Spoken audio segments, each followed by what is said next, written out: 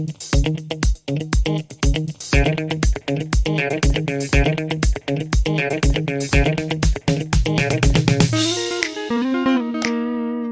guys and welcome back. It's another beautiful day here out in the wild, 10 minutes away from civilization.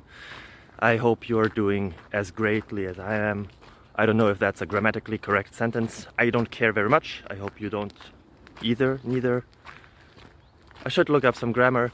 For now, you can look up another question. It's technical nature as always, and I hope it helps you.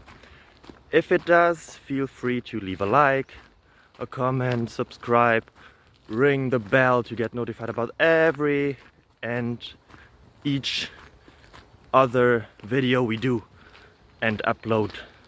It would help me a lot. Have a nice day. Bye bye.